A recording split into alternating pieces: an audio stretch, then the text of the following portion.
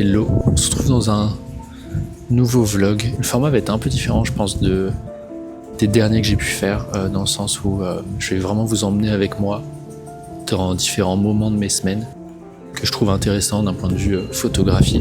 Il y a pas mal de choses que je raconte pas forcément dans ces vidéos, que je fais et que je montre pas. L'idée de cette nouvelle série de vidéos, on va dire, c'est justement de vous emmener un peu plus avec moi, d'être plus proche en fait, de vous donner plus d'accès à ce que je peux faire dans la photo au-delà et comment je pense. Parfois il y a peut-être des idées que j'ai et que je peux pas forcément développer dans une vidéo entière mais qui rentreront donc dans ces vidéos. Mais là actuellement il fait super chaud, c'est la canicule à Paris.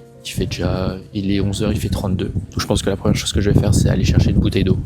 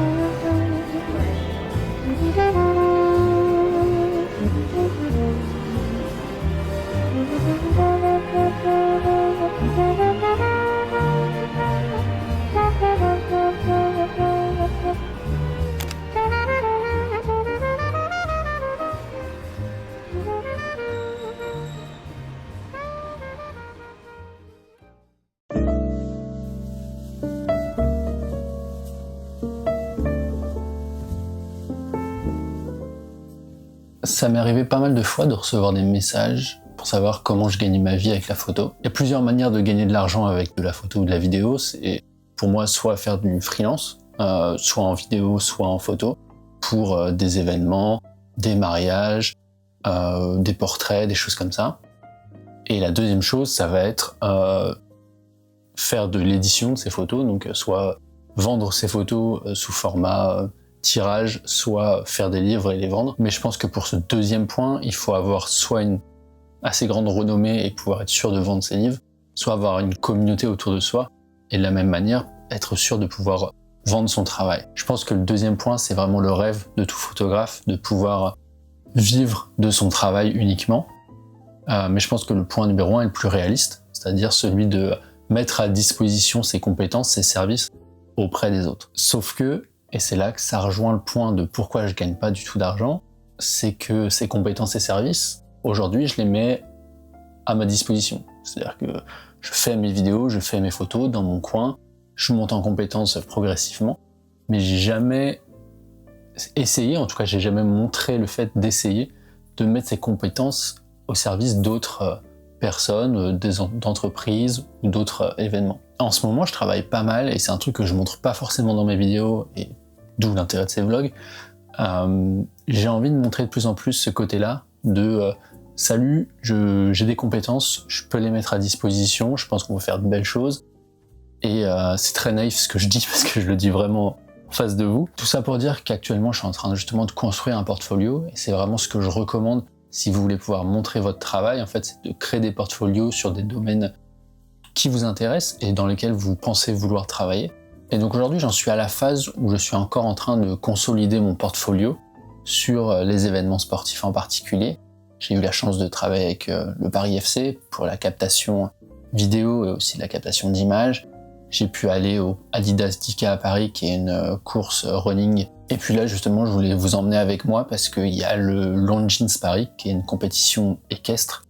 L'entrée est gratuite. Et donc, même si j'ai pas d'accréditation, c'est l'occasion justement de s'y rendre, pouvoir créer quelques images pour ensuite consolider ce portfolio. Et donc, je vous emmène avec moi et je pense qu'on va faire de belles images.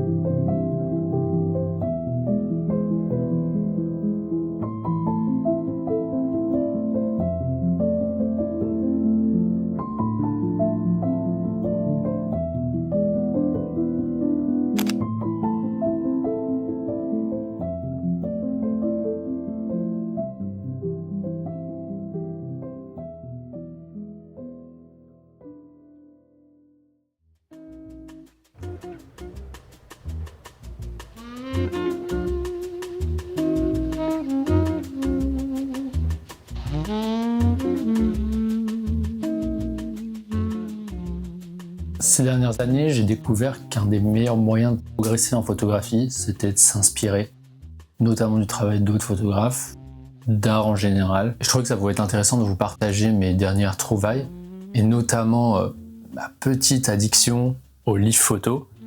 Je trouve que c'est un super support pour pouvoir s'inspirer, prendre le temps d'analyser les images, mais aussi le travail, puisqu'un livre, c'est pas juste une collection d'images, c'est un vrai ensemble cohérent et c'est une vraie démarche de la part d'un photographe. Et donc j'ai avec moi plusieurs livres qui récemment m'ont inspiré. Donc c'est des livres que j'ai depuis un petit bout de temps maintenant, mais je me suis replongé dedans récemment et ça m'a vraiment inspiré pour trouver des idées de projets, pour pouvoir comprendre comment construire un projet.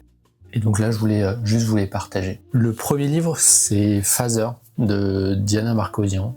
Je trouve que c'est sûrement le plus beau livre que j'ai pu découvrir l'année dernière. Et surtout le contexte dans lequel j'ai pu découvrir ce projet, c'était à Arles l'année dernière. Il y avait une exposition entière dédiée à ce projet-là et l'exposition était vraiment impressionnante et très émotionnellement impactante. Il y avait un gros travail sur toute la direction artistique de cette exposition, toute la scénographie, le parcours par lequel on passait, la musique, l'ambiance. Et c'est un peu ce tout que j'ai trouvé très fort. Et le projet raconte quelque chose qui est fort émotionnellement aussi. C'est une fille à la recherche de son père qu'elle n'a pas vu depuis plusieurs années, donc depuis l'âge de 7 ans, et aujourd'hui elle en a 30. Et elle va le retrouver, donc ça se passe en Arménie, et elle va retrouver son père, et donc tout le projet est un peu autour de ce sentiment de ne pas avoir de père, et quelle est la place du père après autant de temps passé seul, et quelle est la définition finalement d'un père. Et je vous invite du coup à suivre le travail de Diana Marcosian qui, je crois, a un nouveau projet en ce moment qui tourne cette fois autour de la relation amoureuse. Et je trouve qu'à chaque fois, elle fait des projets qui sont très complets d'un point de vue artistique. Et donc, je vous invite fortement à aller voir ça et à suivre ce projet, donc Phaser. Et si jamais l'exposition passe chez vous, vraiment foncez parce que c'est vraiment une claque et c'est vraiment un moment hors du temps. Plus de légèreté maintenant. Le deuxième livre, il n'a rien à voir, mais je l'aime beaucoup aussi, et ce pour plusieurs raisons.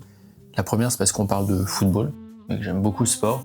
Et la deuxième, c'est parce qu'on parle de football, mais pas que. Ce qui m'intéresse dans ce livre-là, c'est que c'est une collection d'images sur tous les terrains de football qu'on peut voir au travers de l'Europe et qui représentent le sport amateur. Dans ces images-là, on s'intéresse moins au match qu'à la localisation en fait, du terrain. Le football ne prend pas toute la place, il y a vraiment de la place pour l'ensemble du paysage.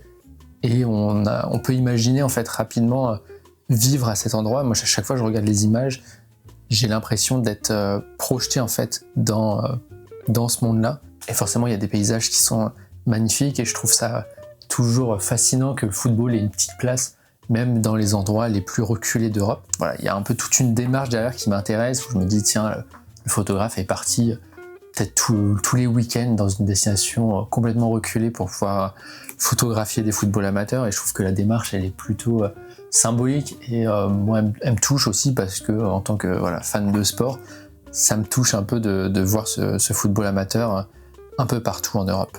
Le troisième livre que je voulais vous présenter, celui-là c'est un des plus gros que je dois avoir, c'est une rétrospective sur le photographe Louis Stettner. Alors le livre est vraiment sympa parce qu'il reprend toute sa carrière, et c'est une carrière qui s'étend sur plus de 40 ans, donc il y a vraiment beaucoup d'images, il y a beaucoup de périodes, et là-dessus il y a déjà quelque chose qui me touche, où je me dis tiens, le travail d'un photographe, dans le temps il peut évoluer, il n'est pas figé, c'est pas parce que je fais de la photographie que dans 10 ans je peux pas aller faire un reportage, que je peux pas me lancer dans des projets photographiques complètement différents. Que de la photographie en noir et blanc, c'est de la photographie vraiment d'époque, il y a de tout, il y a du New York, il y a du Paris, et pareil, ça me touche beaucoup, cette photographie en noir et blanc, et on sent vraiment cette volonté de capturer le monde, et je trouve ça impressionnant de l'avoir fait pendant 40 ans. Et l'un des projets qui m'a le plus touché, bizarrement, c'est pas de la street photographie, c'est un projet sur des pêcheurs en Espagne, et c'est des plans très resserrés parce que le photographe était dans la barque avec ses pêcheurs, il y avait très peu d'espace,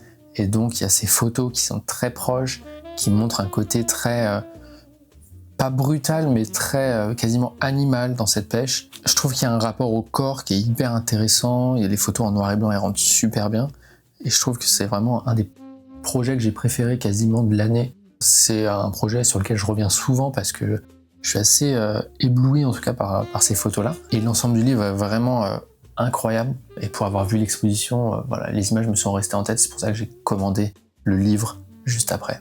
Et voilà, donc c'était 4 livres que j'ai pu redécouvrir ces dernières semaines et qui m'inspirent beaucoup pour différents projets que je pourrais avoir.